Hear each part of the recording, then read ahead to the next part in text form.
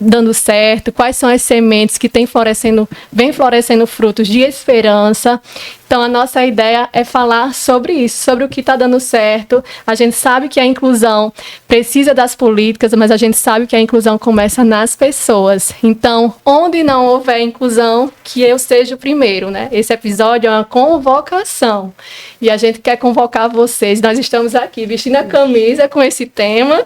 Onde não houver inclusão, seja o primeiro. Essa camisa que a TS Story nos presenteou para estarmos aqui declarando. E para isso, a gente tem uma conversa muito especial hoje.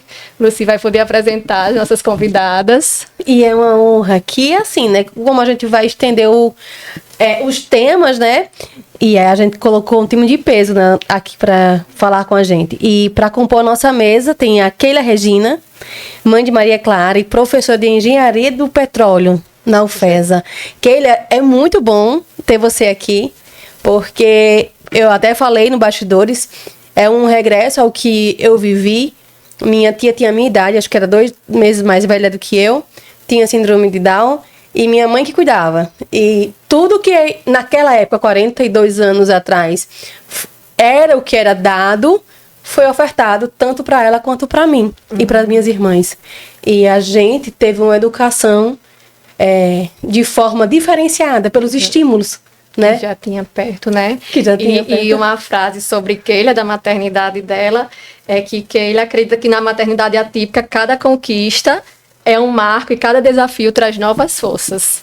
Seja muito bem-vinda, Keila. Obrigada, meninas. É um prazer estar aqui. Eu estou lisonjeada de fazer parte desse podcast tão importante, que traz temas tão relevantes, que eu acompanho vocês nas redes sociais. E aí eu vi uma frase que Samile falou, assim, nós estamos no mesmo mar. Nós estamos em barcos diferentes, porque nossos diagnósticos são diferentes, sim, porém, estamos no mesmo mar. E aí a inclusão é uma pauta nossa, que tem que ser... Que não sai da agenda. Exatamente. Diário, muito obrigada. É um prazer estar aqui. E temos também Grace, que teve um ensaio em algum momento. Foi, que a gente queria que você aqui. Ela não conseguiu estar. Foi. Uma viagem. É fonoaudióloga, especialista em linguagem, prompt e comunicação alternativa. É mãe típica e atípica. Isso. Seja muito bem-vinda, Grace. E Grace também nos deixou uma frase, que ser mãe atípica é viver no coração o que, como fonoaudióloga, celebro todos os dias. Cada comunicação é uma conquista de amor. É isso mesmo, gente. Eu queria muito agradecer o convite de vocês. Eu acompanho desde o início o projeto, por estar próximo de Débora. E sou muito fã do trabalho de vocês. Eu acho que Mossoró precisava de um podcast feito para mães de Mossoró. Eu acho que, inclusive, vocês devem ampliar esse trabalho. Eu acho que tem tocado muitas pessoas e estou muito feliz de estar aqui. Você está aqui conosco. A presença de vocês duas é muito significativa, né? Acredito que a gente vai começar a falar mais sobre outras perspectivas, que não só a parte do autismo, na verdade, né? Que a gente falou também no ano passado. Isso, e a gente falou muito na perspectiva dos desafios, das barreiras, das dificuldades que condicionam uma inclusão efetiva. E o que a gente quer marcar aqui hoje é o que vem dando certo, né? Que é essa virada de chave, que na trajetória de vocês, enquanto mães, enquanto profissionais, vem dando certo nessa perspectiva da inclusão. E a gente quer saber o que está acontecendo lá fora, né? Em cada realidade, porque também a gente não pode generalizar nem a inclusão. Então, a gente quer saber o que está acontecendo fora. Então, em que momento, assim, eu vou direcionar para a Keila, depois para a Grace, em que momento, Keila, você percebeu que precisava deixar de esperar a inclusão e começar a partir de você, né? Deixar de esperar e começar ali algo, a construir isso. Eu demorei... quando ela saiu do casulo, né? Quando eu tive que tirar minha filha, Maria Clara, do casulo, porque minha filha nasceu com cardiopatia, então nós passamos quase um ano e um pouquinho dentro de casa, todo protegendo por uma questão de saúde. Então, até então, o conceito de inclusão, para mim, eu queria salvar a vida da minha filha, só isso que eu queria. Então, eu vivi para cuidar dela e curar a cardiopatia. E a inclusão para mim era uma coisa muito distante. Até então, mãe atípica de primeira viagem, isso não era uma questão até então. Quando eu tive que tirar ela do casulo para colocá-la no mundo, para a sociedade, então na escola, né, que é o primeiro contato, é a primeira saída dela daquela minha proteção ali materna. Foi um choque, porque assim, primeiro que eu coloquei ela numa escola, eu não tenho o que falar, porém, ela foi a primeira criança com síndrome de Down, com trissomia do 21, na escola.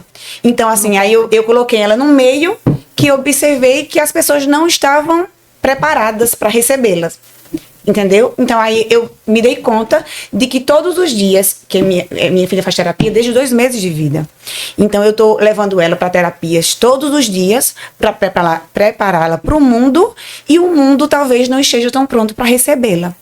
E aí eu percebi aí eu disse, não, tá na hora de mexer aqui, de dizer, de mudar os mitos, sabe? Na verdade, reverter muitos mitos. Acerca da trissomia do 21, tem muitas falácias erradas. E aí eu me achei no direito, que é isso que eu faço até hoje, de corrigir falas. Que às vezes a pessoa fala, não é nem por maldade, não, é por falta de informação.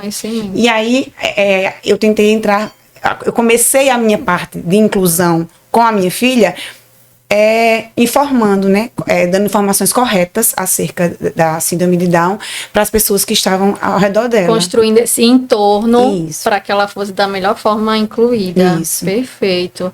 E com Grace, como foi assim, esse despertar para ser voz ativa, assim, tanto na família como profissionalmente também? Como foi para você? Eu acho que a minha maternidade, ela já vinha sendo talvez moldada porque eu já era terapeuta. Então muita gente acha que eu me tornei terapeuta depois do meu filho, mas não, eu já era terapeuta, já trabalhava com crianças autistas quando o Rafael nasceu. Então eu já tinha esse olhar voltado para a inclusão, para todo esse universo de diversidade quando meu filho nasceu. Mas isso não quer dizer que eu não tenha encontrado na minha maternidade barreiras para a inclusão do meu filho. Porque sim, eu encontrei. Foi a partir daí que eu pude, de fato, vivenciar o que antes eu só via por uma ótica. Então, eu pude vivenciar na própria pele outras situações, como ter que enfrentar a própria família, né, a aceitação do diagnóstico. E quando você me pergunta qual foi o primeiro grande embate de inclusão, se eu for falar do primeiro grande embate, foi na escola, né? Eu acho que a escola é sempre o primeiro grande embate que você vai ter que arregaçar a manga e dizer: o meu filho está aqui, ele faz parte da sociedade, ele tem esses direitos e eu quero que ele seja incluído. Ele está aqui não só para contar como um número, ele precisa estar incluído com todos os direitos que ele tem. E aí nesse lugar a gente é porta-voz, né, ativa, assim, para tornar esse ambiente, esse entorno da melhor forma possível para que eles sejam incluídos. Talvez por eu já ter uma vivência profissional, algumas portas não tenham sido tão fechadas para mim, de uma forma tão escancarada, porque as pessoas já me conheciam. Mas de forma velada, sim. Sim, entendi. De forma velada, aos poucos você ia percebendo que sim. Então chegavam para mim, por exemplo, o meu primeiro grande embate em escola foi quando a equipe terapêutica me disse: o seu filho precisa de um assistente terapêutico na escola. Então eu tô falando isso de 10 anos atrás. Então, imagina o tanto que a gente teve que caminhar. Se hoje é difícil, há 10 anos atrás estava se caminhando, né? Se a gente for falar da realidade da nossa cidade. Sim. Então era mover céus e terras. Mas eu era terapeuta, então eu chegava lá como terapeuta, com argumentos de terapeuta, mas mesmo assim, mas o seu filho não precisa, mas o seu filho, ele é bonzinho, ele acompanha a escola, mas pra quê? Ele vai ficar dependente? Então, assim, havia-se uma tentativa de me convencer que não. Entendi. E por um determinado momento, aquelas falas iam me será? E eu me Fazendo você duvidar de você me mesmo. duvidar de mim mesma, me fazendo e questionar a equipe. E será que de fato ele vai ficar? E será que ele está acompanhando? Não tá precisando ser adaptado. Questionava até sua autoridade como profissional, né? E eu sempre tento dizer para as pessoas, olha, se você for me perguntar alguma coisa sobre a criança que eu acompanho, eu vou saber, mas sobre o meu filho, peraí que eu preciso pensar que eu ia melhor. dizer agora, que o coração dela estava ali totalmente envolvido, né? Não era só a profissional, era a mãe também. Sobre o meu filho, eu sempre digo para os terapeutas, gente, me ajudem, porque aqui eu não estou conseguindo refletir sobre isso. Importante. Então, e justamente é bom você trazer essa análise do tempo, né? Que a gente quer saber o que é que vem dando certo. A gente sabe que já temos dados que apontam, né? Eu até anotei aqui, que a equipe multiprofissional melhora a linguagem, interação social, autonomia funcional, né? Por isso a importância de ter uma equipe na escola, nos ambientes que esse indivíduo, que essa criança vai conviver, é fundamental. A gente sabe que o progresso desse tratamento terapêutico vem da soma da profissional com a família. No caso aqui, você era as duas coisas também ali. E a gente sabe que não é uma terapia isolada que transforma, né? Mas é esse conjunto todo, é todo mundo ali dando as mãos. Então, na sua prática, Grace, como profissional, como fonoaudióloga e mãe, o que você percebe que tem evoluído na forma como lidamos com as crianças autistas? Você fala de 10 anos atrás, e nesse caminhar, o que é que a gente evoluiu, o que é que a gente avançou, do que a gente tinha lá atrás, o que a gente tem hoje, quando você olha esse panorama? Eu acredito que a gente vem evoluindo. Quando eu olho para 10 anos atrás e eu me lembro desses momentos, eu acho que há sim evolução de discussão. O fato da gente estar aqui discutindo é uma grande evolução. Há 10 anos atrás não existia essas grandes discussões, né? Não se tinha tantas crianças autistas na escola, não se tinha esses direitos, a mãe ter o próprio conhecimento das mães sobre os seus direitos e ir à escola e dizer, eu preciso de um assistente terapêutico, porque está na lei, porque eu sei, porque eu conheço, porque meu filho precisa. Então, houve grandes avanços de 10 anos para cá. Né? Então, eu acredito que o fato de ter a lei da inclusão, isso foram avanços. Claro que nós estamos falando de avanços, mas na prática, muita coisa ainda precisa melhorar. Né? Se nós formos falar sobre isso, a gente vai desenrolar sobre o que a gente não veio falar. Mas houve sim avanços, né? De uma infinidade de coisas, de discussões, de avanço de ciência, de avanço de terapia, de equipes mais preparadas, da escola tomando consciência de que as famílias estão conscientes dos seus direitos e tentando de alguma forma se adaptar àquilo, embora ainda precise caminhar muito. Então, eu acredito que a sociedade estando discutindo, eu acho que quando a sociedade começa a discutir, eu acho que esse é o primeiro passo. Estamos discutindo, estamos conversando. E eu acho que é o caminhar para um ponto.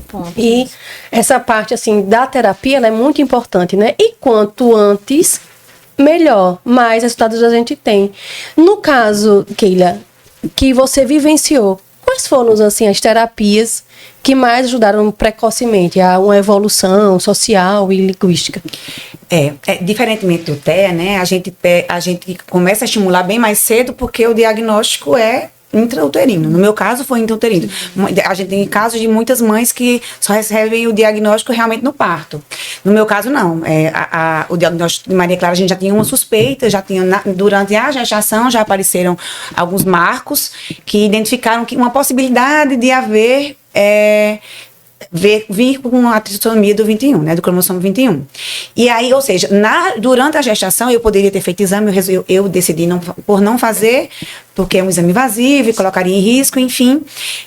Então, assim que nasceu, na barriga eu já sabia que ela ia precisar de estímulos. Então, a gente só esperou ali o primeiro mês para que ela tomar aquelas vacinas iniciais e já começamos. Então, nós começamos as terapias com ela com 2 meses de vida. Então, com 2 meses ela já começou fisioterapia e fono, que fez toda a diferença no desenvolvimento dela. No motor, né, global, na fala, na fono, o pessoal diz assim, mas com 3 meses na fono, mas tinha a parte de mastigação, eu tô com a fono do meu lado. Era a parte de mastigação, de motricidade, então fez toda a diferença. Então, assim, hoje a gente colhe frutos muito bons dessa plantação prematura, entendeu? Dessa estimulação precoce dela. Fez toda a diferença. E aí, nessa parte, essa é uma terapia que é bom fisiologicamente também, né? Mas e a questão social? O que é que hoje você vê na interação social e o que as terapias ajudaram para ela conviver mais assim, entre outras crianças? Certo. Maria Clara está numa fase, hoje ela tem 7 anos de idade, então ela está na fase de alfabetização, que é aquela fase que envolve, às vezes, até comparação, né? A minha filha escreve, o outro não escreve, enfim. Eu trabalho muito no desenvolvimento dela, no tempo dela, sabe? Eu acho que o desenvolvimento dela é muito respeitado, é muito consciente, mas eu me sinto muito orgulhosa do desenvolvimento que ela tem. E o social hoje é muito mais forte, porque ela já tem amiguinhos, ela já cria vínculos na escola, a ajuda, a cooperação da equipe multidisciplinar dela que acompanha, que é maravilhosa, que eu sou eternamente grata, da escola que ela está inserida hoje, de acolher essa equipe multidisciplinar e alinhar as expectativas sociais, pedagógicas e tudo, tem evoluído muito. Esses últimos 2 anos foram assim perceptíveis o desenvolvimento social dela, porque ela era uma criança extremamente tímida, muito calada, não abria a boca em sala de aula, porque tinha muitas crianças muito mais desenvolvidas, que falavam muito, e ela era mais retraída. Por alguns instantes, eu tive que, nós, né, enquanto equipe multidisciplinar, tivemos que optar por um assistente de sala, né, para fazer com que ela interagisse melhor em sala de aula. Então, assim, as necessidades, elas vão se moldando de acordo com a necessidade dela, sabe? Assim, as atitudes que a gente vem tomando, a gente vai se adaptando à realidade do momento. Mas hoje ela é uma criança altamente, que consegue ter esse contato social, esse vínculo em sala, graças à receptividade que eu tive, que a equipe que acompanha ela teve na escola e possibilitou isso. E você consegue ver esse movimento inverso? Porque eu vejo muitas crianças trabalhando para ser inserida em um contexto. Mas você hoje, com essa questão de ensinar, aqui eu tenho um exemplo que Samile, ela se doa para ensinar outras crianças a ter esse movimento, a ter mais um passo para aquela inclusão. Aonde ela está inserida, você vê esse movimento dos pais típicos também, para chegarem perto? Não tanto quanto a gente gostaria ainda. Sim. Porém, como eu falei que eu coloquei ela na escola e minha filha está sendo estimulada diariamente para ser aceita, moldada para uma sociedade que não está preparada para recebê-la. Então, assim, cansa, assim, tem momentos que cansa isso, assim, porque ela tem que se moldar e não a sociedade tem a obrigação de recebê-la. E aí, nós, enquanto mãe atípicas, eu sei que vocês fazem esse trabalho, e esse momento aqui, esse podcast que vocês fazem, com esse propósito, exatamente. Aí eu tento ir para a escola, divulgar, agora no dia 21 de março, que foi o dia da conscientização, mundial da conscientização da síndrome de Down. Nós vamos para a escola, nós fazemos atividades nas salas de aula, a dinâmica das meias trocadas, as crianças adoram. A gente vai para a sala de aula, fazemos atividades com as crianças para mostrar as diferenças, que é normal ser diferente, que é legal, e as crianças adoram. A gente vê realmente que a resistência às vezes vem dos adultos. Então, assim, já em ambas as escolas, minha filha está na segunda escola, só estudou nessas duas, nós fomos para dentro da escola fazer palestra para os pais. Então, a gente teve um momento de um ano, nós fizemos uma palestra explicando o que era síndrome de Down, o que era que tinha diferente, o que era que tinha igual. Outro momento, nós fizemos palestra para os pais também, de como falar para os seus filhos sobre pessoas com deficiência. Porque o que eu vejo é isso também, os pais não sabem falar para os filhos sobre pessoas com deficiência, entendeu? Então a gente tem que espalhar esses conhecimentos para desmistificar muita coisa que tem acerca, assim como tem do TEA também. Sim, com certeza. Eu observo na fala de vocês, assim, olhando, né, que a gente caminhou para lá de 10 anos atrás, talvez se esse olhar fosse mais distante ou até vamos dizer assim, esse momento terapêutico fosse mais distante, hoje a gente vê que a informação, ela une. Então, momentos terapêuticos, famílias, escola, tem que estar ali junto nesse entorno para fazer essa real diferença, né?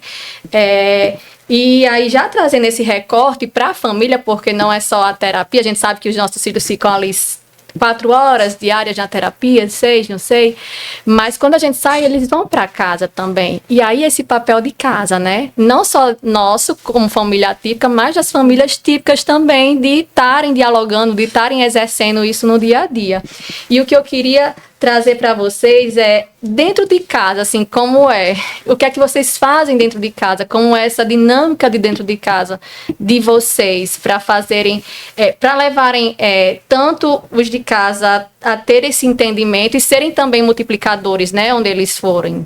Eu queria saber de Grace, que atitudes simples as famílias podem começar a fazer hoje? Como é que vocês fazem isso também no contexto de vocês? Para começar a falar de inclusão desde cedo, né? Eu tenho uma filha de 7 anos que convive com isso, então ela já passa a ser um multiplicador entre os amigos. Sim. Então, esse é um primeiro passo.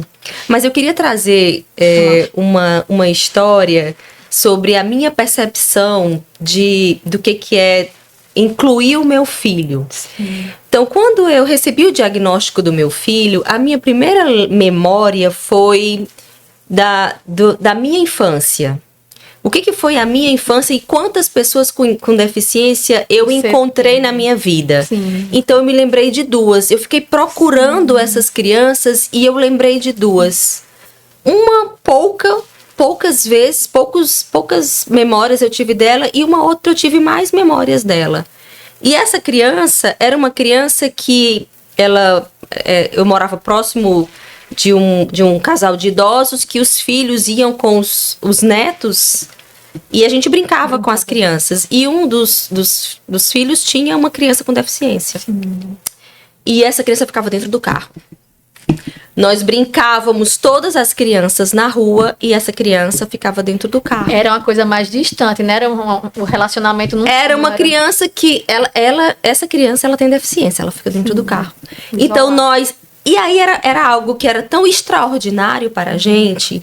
Então eu fui me retomando essa ideia de que chegou o domingo, acho que era o domingo, onde aqueles filhos iam visitar os pais, né? As crianças iam ver os avós. E todas as crianças iam brincar, a gente ficava esperando aquela criança, era algo extraordinário para a gente. Então, voltando para o meu filho, hoje eu disse... O meu filho estará em todos os ambientes. Então, quando as crianças passam a ocupar todos os ambientes, o olhar de estranhamento, a percepção de que é algo que é extraordinário, isso passa a ser normalizado. Então, talvez hoje a gente eu ainda passo por situações de estar no shopping e meu filho fazer uma estereotipia ou um comportamento atípico de alguém olhar, de alguém perceber diferente. Mas pode ser que daqui a 10 anos seja tão natural, as pessoas já tenham visto isso tão comumente na escola, no restaurante, na missa, que isso não chame mais tanta atenção. Então, o meu movimento com a minha família foi, desde muito cedo, eu me lembrei disso e isso me trouxe um pesar para aquela criança que passava o domingo enquanto outras crianças corriam e brincavam dentro do carro. Essa que você está dizendo me lembrou de Lucy, né? Que é uma mãe que tem gêmeos, que morou em Mossoró há muito tempo e agora está em Natal. Eles têm mais de 50 anos. E ela é muito conhecida no Brasil inteiro. E ela fez exatamente esse movimento. 50 anos atrás. Gustavo e Ângelo, né? Gustavo e Ângelo. Isso. E ela fez esse movimento há 50 anos atrás. E ela hoje é referência, né? Eles são... Eu confesso, assim, que no início havia situações em que era dolorido, assim, estar na missa, por exemplo, ir à igreja em que o seu filho faz um comportamento, em que as pessoas olham, em que você vê alguém que está ali incomodado.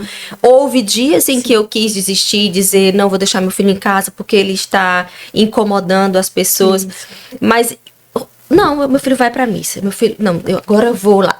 Claro que houve momentos em que a gente ia e voltava.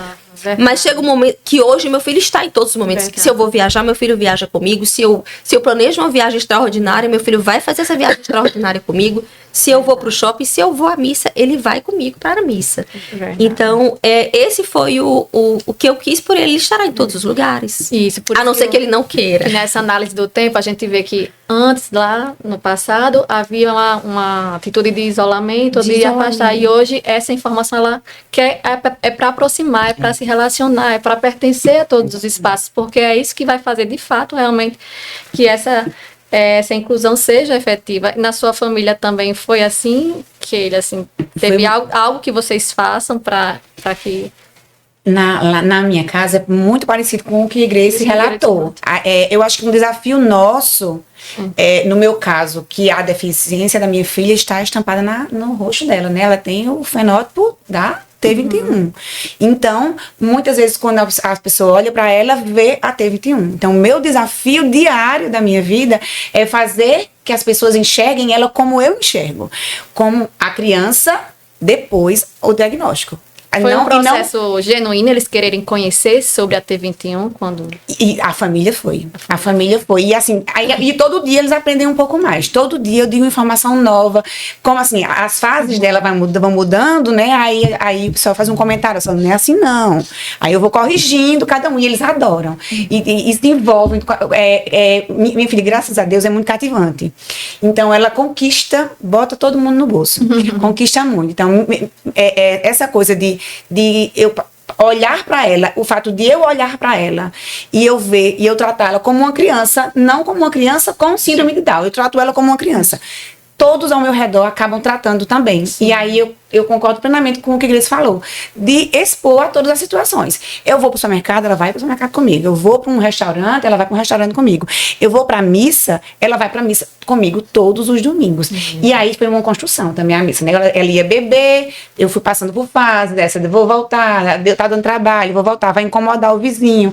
Hoje ela vai para a missa, assiste a missa inteira, acompanha a missa inteira, com músicas, com tudo. E aí, às vezes, as pessoas ao redor se chocam.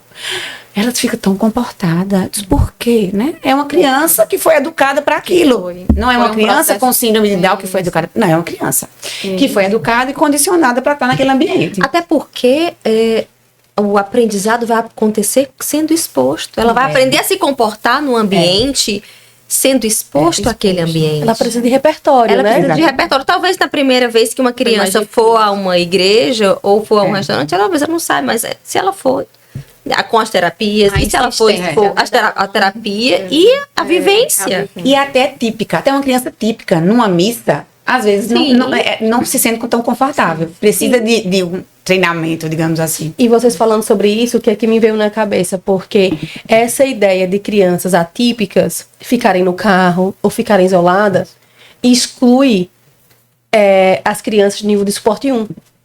Por isso que a nível de suporte 1, ela também nem é tão aceita num ambiente de tipicidade, porque são crianças que precisam de uma atenção, mas também elas não são tão aceitas na tipicidade, porque elas também não estão naquela característica que as pessoas esperam, né? E aí eu fico vendo que também a gente fica falando muito sobre isso, sobre crianças de nível suporte 1 também terem um olhar mais carinhoso quando elas não estão conseguindo se controlar, né? Por que não? Por que ele tem? E aí vem aquela fala, né? Não, hoje todo mundo é autista, porque a gente convivia com pessoas que tinham limitações, que sucumbiram a um papel obrigatório da sociedade, então elas não poderiam ter autismo no suporte 1, né?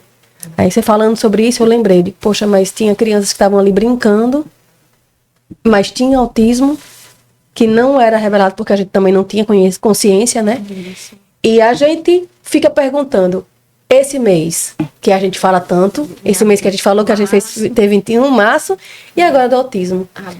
E quando a gente foi abrir o podcast, a gente disse assim, vamos falar sobre a inclusão, vamos ampliar. E aí a gente falou, quando é que a gente vai abrir? Aí eu disse, vamos abrir em abril. Aí Samile disse, não, porque o podcast não é só por um mês. E aí, tipo assim, disse, tá, então a gente não vai abrir em abril para mostrar que essa conversa não vai ser restrita o ano todo. E eu queria perguntar, o que é que vocês veem? O que perdura depois? Depois o que das campanhas, né? Depois das campanhas, o que é que sobra? Se vocês veem a efetividade dessas sensibilizações e o que é que fica, assim? Ou só vão tirar uma foto com os filhos nessa época e vão embora? É difícil. Não, eu acho que é válido, eu acho que é importante esse dia para dar visibilidade às causas. Eu acho que realmente é importante. Os temas que são abordados, né, tocam em lugares sensíveis, às vezes chamam a atenção para as famílias típicas que não têm essa visão, porque a gente tem em casa, mas quem está de fora só começam a pensar, sabe, aquela pulguinha atrás da orelha, depois que o tema vem à tona. Eu acho que é importante. Porém, eu não sei o que é que fica depois. Eu acho que é uma coisa que a gente tem que construir. Depois, as famílias atípicas ficam correndo atrás desse prejuízo, entendeu? Eu acho que não pode ser. Eu acho que é importante a data para ser comemorada. Então, a gente comemora quase como o aniversário da criança, né?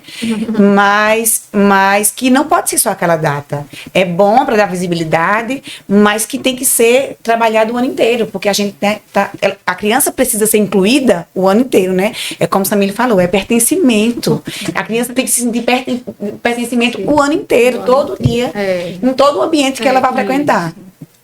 Eu também acho que fica, eu acho que é importante, que deve acontecer, porque é a partir desses dias que são marcantes que vai gerando discussão. Embora não tanto quanto se gostaria, mas vai movimentando de alguma forma.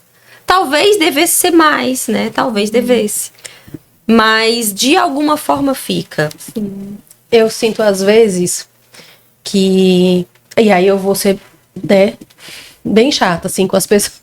Normalmente eu sou que mais, né, é mais tranquilo que a pessoa, mas às vezes eu sinto muita condescendência. Você tá entendendo? Tipo assim, ou um passivo-agressivo, porque a criança tá ali. E eu vejo muito... eu acho que tem isso muito no TEA, sabe? As pessoas querem tirar uma foto para dizer, olha como eu sou uma pessoa boa, eu estou... Keila, quando falou, ela falou assim, depois das campanhas ficam as famílias atípicas correndo atrás. Aí eu fiquei pensando, como seria maravilhoso se todo mundo corresse atrás, no sentido assim, de exigir, de cobrar as políticas, os planos e programas, né, que de fato estabelecesse esse pertencimento nos espaços. Se todo mundo fizesse isso, né, com certeza o cenário até poderia estar melhor ainda. Porque a causa é só nossa, né? Isso, é da sociedade. A sociedade tem que fazer o estímulo também, tem que fazer as terapias também, não só os nossos filhos. E se você for pensar, eu acho que todo mundo conhece alguém que embora você não pode não ter um filho com deficiência, mas com certeza você tem um amigo ou um primo ou um parente que tem um filho com deficiência, um vizinho do condomínio, alguém que você tem algum apreço. E aí alguém que você pode de alguma forma facilitar a vida dessa pessoa e dessa criança. E antigamente dizia assim, né? Ou vai todo mundo ou não vai ninguém. Se a gente colocasse isso, não ia ser bom, né? Aí eu lembrei da história do ano passado na escola, quando a gente fez uma roda de conversa para todos os pais da escola. E me marcou muito, porque nessa conversa, de todos que estavam ali, apenas uma, e inclusive era uma mãe que era uma mãe típica, só tinha uma. Né? E o convite foi para todos. Então, eu fiquei até muito emocionada nesse dia, porque aquela mulher me marcou, assim. ela não tem essa vivência, mas ela escolheu estar ali, e ela disse isso, eu estou aqui porque eu quero ouvir vocês, eu quero que as minhas filhas façam diferente. E como isso tem um peso pra gente, assim, que vive. Quando eu vejo ela falando, ela não vive essa realidade dentro da casa dela, mas ela quer se estender para incluir outros, isso abraça, assim, de uma forma muito forte a nossa realidade, né? Então, eu me lembrei dessa história, assim, ela sozinha foi, mas estava lá representando. E aí, aproveitando essa deixa, eu queria perguntar para vocês, como é que cada pessoa pode sair dessa zona de conscientização, sensibilização e ir para a ação atitudinal, né? Como é que as pessoas podem sair e ir para a ação atitudinal, assim, nesses espaços? Vocês têm algum relato de histórias mesmo dentro da escola ou do âmbito terapêutico, de atitudes que...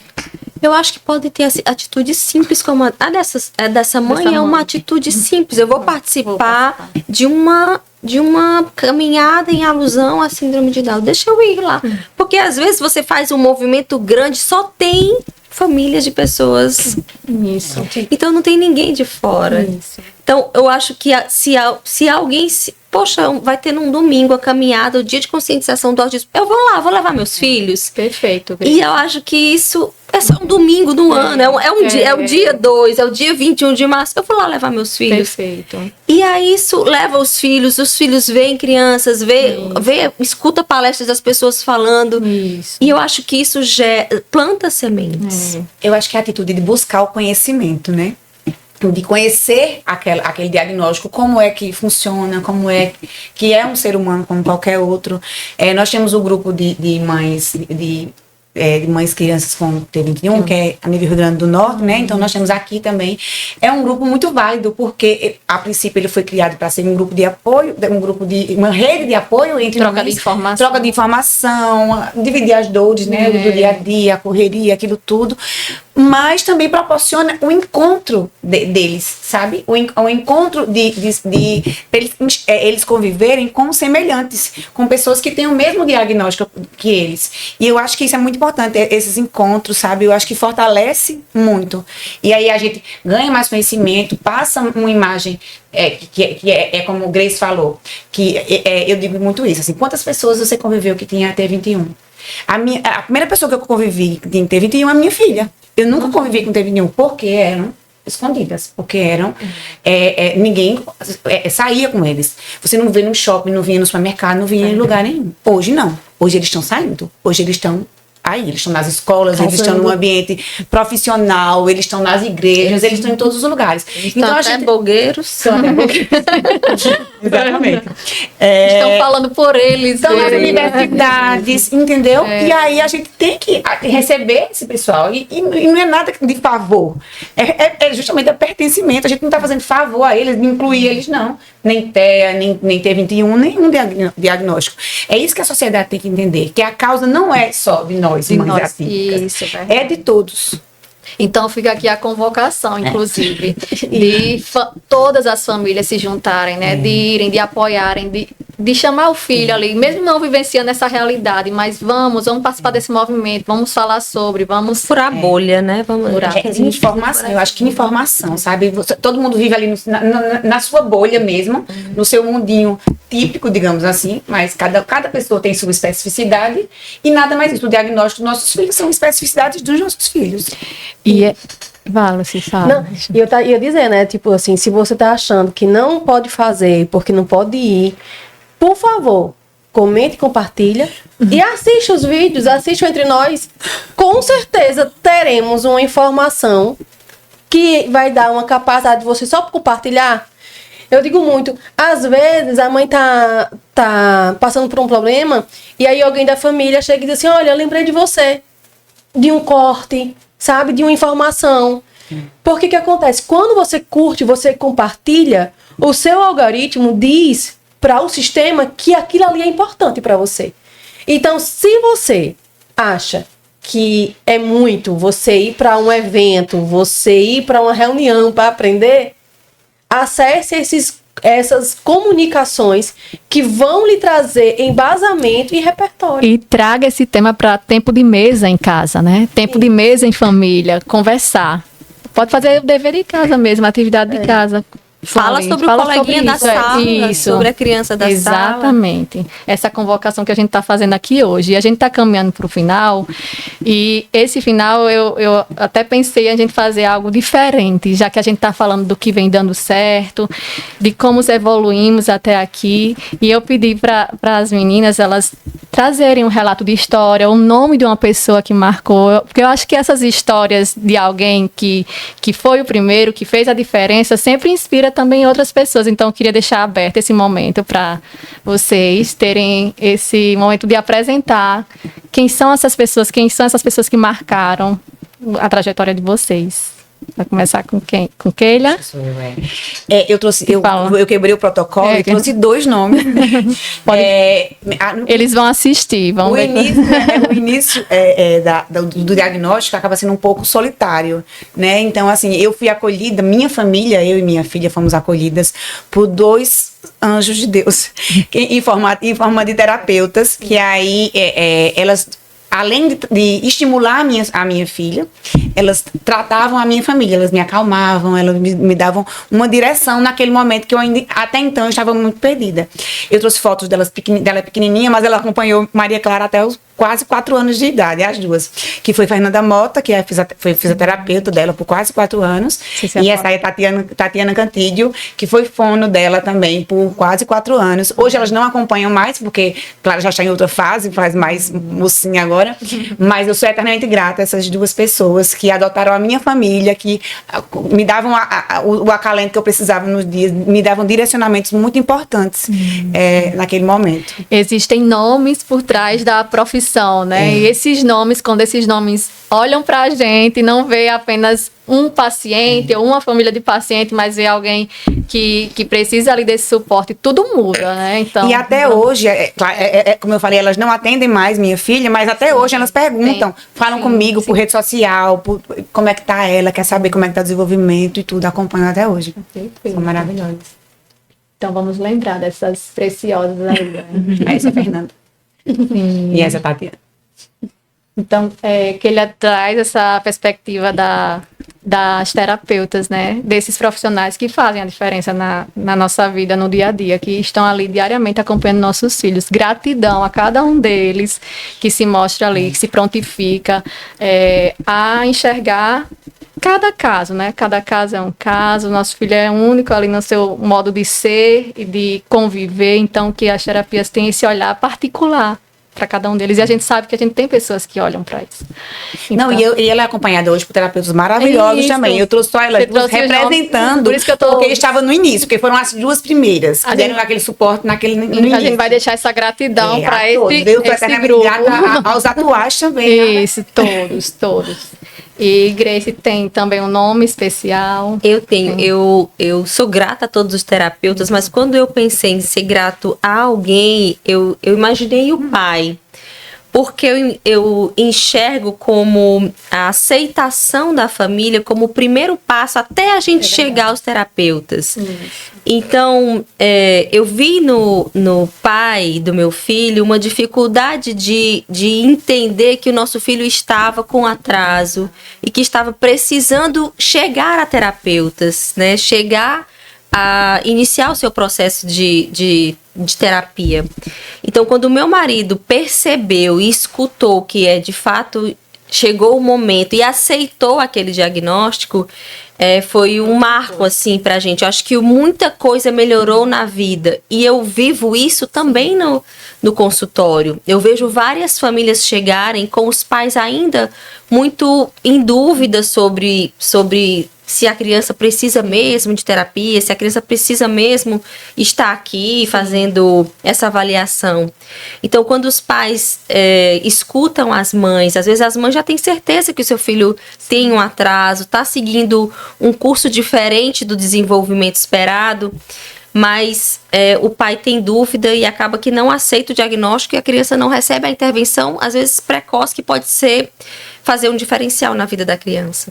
Verdade, faz toda a diferença quando quando esse apoio chega, né, Exatamente. de dentro de casa. Lucy, tem alguma Ah, história eu assim? tenho. Não tenho uma foto, mas eu lembrei de uma pessoa que fez muita diferença na minha vida.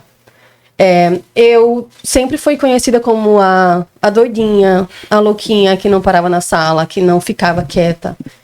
E isso trouxe pra mim uma identidade totalmente equivocada do que eu era. Sim. Então, assim, fui reprovada na escola, tive muitas dificuldades. Até eu entrei na faculdade, tinha uma professora em especial, Ana Maria, a quem eu agradeço, assim, imensamente. Ela era a mais rígida da faculdade que eu tive, que todo mundo tinha medo dela, mas ela me pegou no canto e disse, me tratou de forma, assim, sobremaneira. Ela passava a mão na minha cabeça, sabe? Passava pano nas coisas que eu fazia. Eu não conseguia assistir aula. Ela chegou e disse, Lucy, eu acredito que você tenha TDAH. Busca. Isso no primeiro semestre. Eu ri, nem sabia o que era, passei 5 anos. Aí ela, antes da prova da OAB, disse, Lucy, por favor, procura ajuda. E foi por causa dela que eu fui buscar ajuda. Foi por causa dela que eu entrei com medicamento e que eu passei na OAB estudando só 3 meses. Então, tipo assim, e foi ela que tirou a imagem do doidinha que não consegue ficar quieta. Então, assim, você tirar uma imagem que foi construída durante a sua vida inteira de incapacidade, de incoerência, e foi uma professora. Ela tirou as vendas. Tirou as vendas, me deu a oportunidade de ver que tem coisas boas também nesse modo de ver a vida. E eu agradeço muito aos professores, porque eu vejo hoje que, da mesma forma que ela fez comigo, muitos professores hoje chegam e chamam o pai para dizer que aquela criança pode ter alguma coisa. Então, assim, agradeço imensamente aos professores, né? Vocês dois são professoras. Vocês têm um olhar mais especial para as crianças que você recebe, que não tem diagnóstico ainda e tem direcionamento. Então, assim, em nome de Ana Maria... Então, continuem, né? Eu abraço todos os professores. Professores, terapeutas, família. Então, esses nomes que estão por trás de cada um desses grupos fazem toda a diferença. Aí eu trouxe também, só para contextualizar, essa fotinha que Davi ganhou no final do ano passado, com uma frase que muito, na hora, assim, me emocionou. Continue a nadar, nadar, nadar. Quando eu fui escutar a explicação, foi tia Duda que escreveu, e é do filme Procurando Nemo, né? Que tem uma peixinha que ela tem problemas de memória, mas ela nunca desiste de procurar ali Nemo, apesar dos desafios, apesar do medo. E aí eu trago essa foto para retratar isso, que nesse caminho a gente encontra essas pessoas que vocês citaram, né? São essas vozes que tá dizendo aqui pra gente, continue a nadar, eu tô aqui, né? É quem entra na água desconhecida, às vezes fria, e diz assim, eu vou ficar aqui com você tem esse suporte. Então, muito obrigada realmente a cada um desses grupos que foram citados, profissionais, família, professores. Gente, é esse conjunto todo de mão dadas que faz a diferença. A gente vai para um mês agora de abril, a gente está em abril, né? Falando sobre inclusão, mas a gente quer que isso se perpetue por todo o ano, né? Independente da agenda de um mês específico. A gente quer falar sobre isso porque os nossos filhos e todo mundo precisa crescer para ser e pertencer. A gente quer pertencer. É isso, então eu queria deixar aqui nosso agradecimento às nossas convidadas maravilhosas. Foi uma conversa leve, fluida, mas tenho certeza que vocês têm feito a diferença na família de vocês, nos espaços que vocês estão, porque a gente não consegue ser indiferente mais, né? Então eu queria deixar também para vocês se despedirem, fiquem à vontade. Agradeço mais uma vez pelo convite, foi uma honra estar aqui com vocês. Eu vou pegar a fala de Samília, vou dizer, o tema da campanha do nosso dia 21 de março foi Show Solidão, e é justamente isso, né, de criar vínculos de pessoas típicas, de pessoas atípicas, de pessoas atípicas com atípicas, enfim, de criar amizades e vínculos verdadeiros para essas pessoas, esses indivíduos se sentirem pertencentes realmente à sociedade. Muito obrigada mais uma vez. Continue. Obrigada. Muito obrigada, meninas. Estou muito feliz de estar aqui. Parabéns pelo trabalho de vocês. Que bom. Eu agradeço vocês, eu agradeço, né, mais esse espaço. E eu vou pedir, por favor, coloca aí, Thiago. Comenta, compartilha, ativa o sininho. Cadê, Thiago? Comenta, compartilha, ativa o sininho. E fala com a gente nas redes sociais. A gente sempre gosta de ouvir vocês. Tchau, gente.